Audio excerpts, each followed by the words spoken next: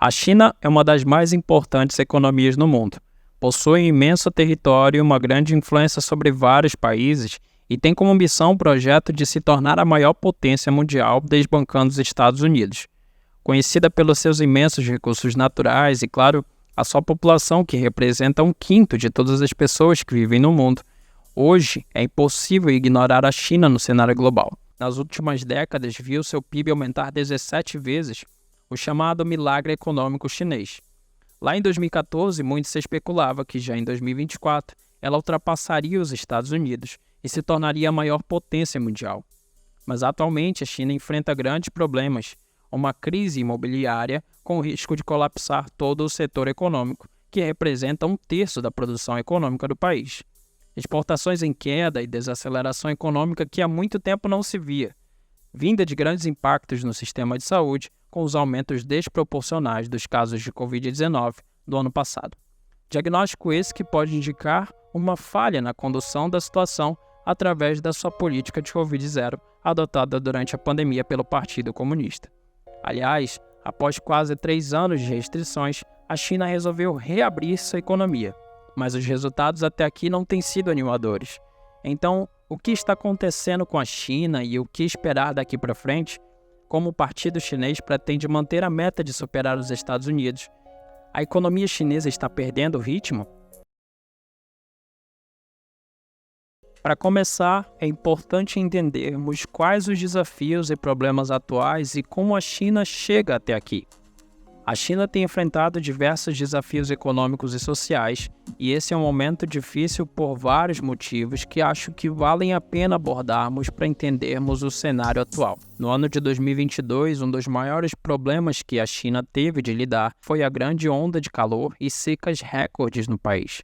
Com as altas temperaturas em várias províncias, pelo menos 260 cidades chinesas emitiram alerta vermelho de calor, preocupando agricultores com as colheitas de grão de outono. Até mesmo o maior rio da Ásia, o grande Yangtze, teve seus reservatórios afetados pela seca, chegando a 45% abaixo do normal. Com cerca de 830 mil pessoas e 820 mil hectares de terras agrícolas afetados. Já no final de novembro de 2022, durante um incêndio ocorrido no edifício da cidade ocidental de Urumqi, os manifestantes culparam as autoridades chinesas que, por conta das altas restrições e protocolos extremos que dificultaram os esforços de salvamento, eles simplesmente não conseguiram chegar às vítimas a tempo, causando a morte de pelo menos 10 pessoas e 9 ficaram feridas. O caso teve grande repercussão, mesmo na mídia majoritariamente controlada pelo governo. Tudo isso só aumentou as tensões sobre a maioria da população que já vinham indignados com as condições por vezes desumanas das políticas de Covid-0 adotada. Durante a posse de Xi Jinping, manifestantes chegaram a estender uma grande faixa em uma das avenidas mais movimentadas de Pequim em protesto. Após essa série de manifestações dos chineses, o Partido Comunista começou a flexibilizar suas regras mais rigorosas após quase 3 anos de isolamento. De início, sua rigorosa política de Covid-0 deram bons resultados, mas em médio a longo prazo, enquanto o resto do mundo estava retomando a normalidade devido aos esquemas multivacinais e à imunidade de rebanho, flexibilizar as suas políticas demonstrou ser um desastre completo de início.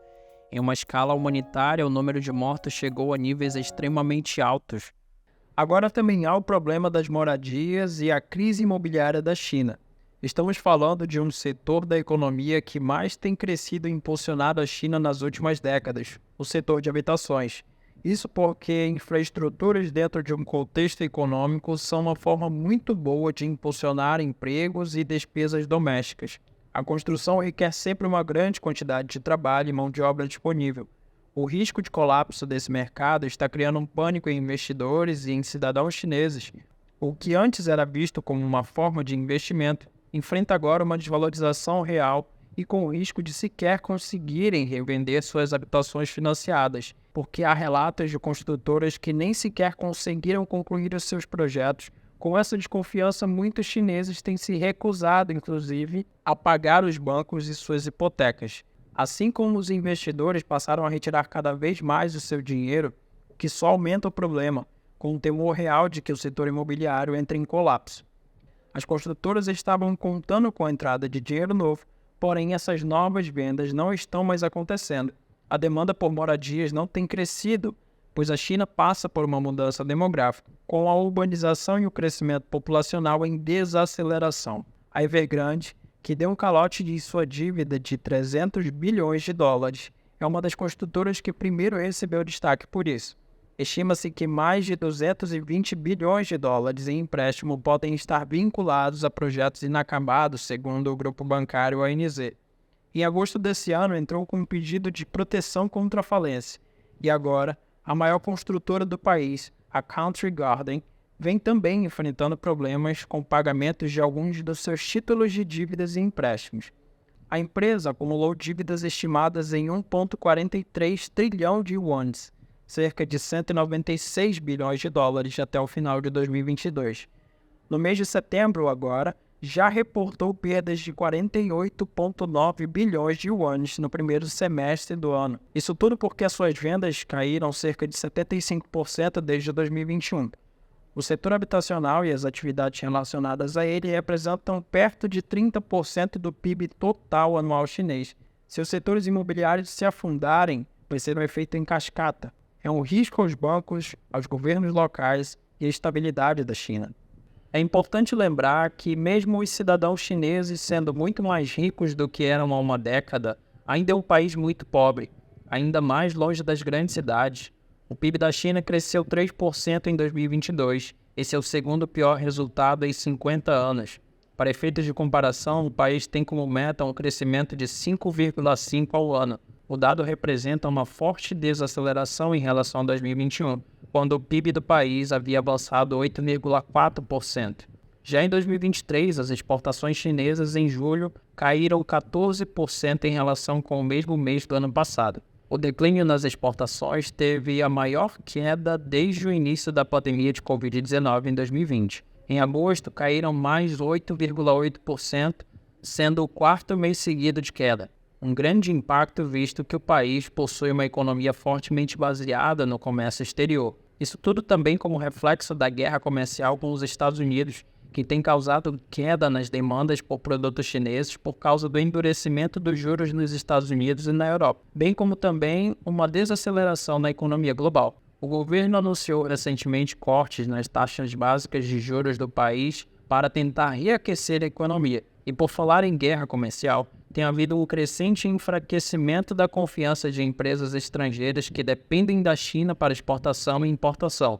Um exemplo disso é a Apple, que está movendo parte de sua produção do iPhone 14 para a China, que passa a ser o novo competidor dos chineses. Como a competitividade nos custos também é cada vez menor, muitas empresas fabricantes estão seguindo o mesmo trajeto e procurando opções como Vietnã, Índia e Indonésia.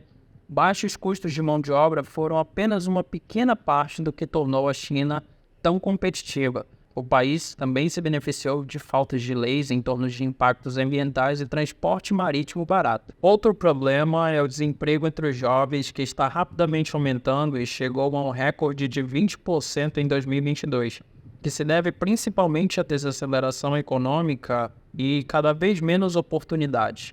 Inclusive, o Partido Comunista anunciou que não mais irá publicar dados de desemprego entre os jovens. A impressão que temos é que o Partido Comunista Chinês tem colocado a sua agenda política à frente de situações econômicas e humanitárias.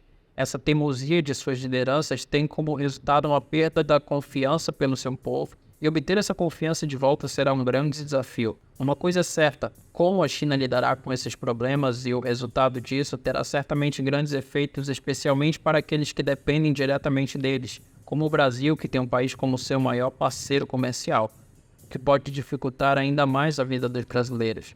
Esse é um momento crucial para eles e para todo o mundo que assiste isso tudo, e em um mundo cada vez mais globalizado, se pergunta como isso deve afetar a todos, a mim e a você.